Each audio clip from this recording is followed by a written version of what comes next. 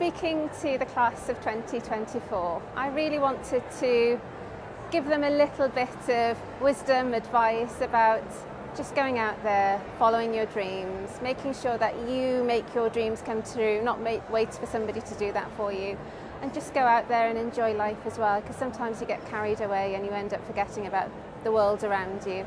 So it was just that sort of life advice, I suppose.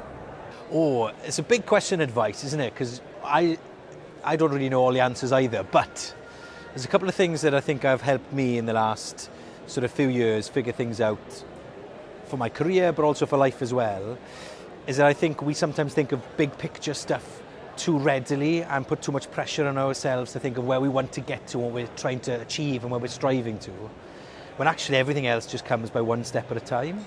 And so I think if you enjoy what you're doing now and the moment, then the next thing sort of starts to fall into place. So that's one of the things I was talking about in my speech, is that just focus on the next step and enjoy your here and now. The big stuff, where you want to get to, will all sort of work out in the end. Because if you worry too much about that stuff, you're not enjoying life, and then sort of moments go past you, which is a real shame.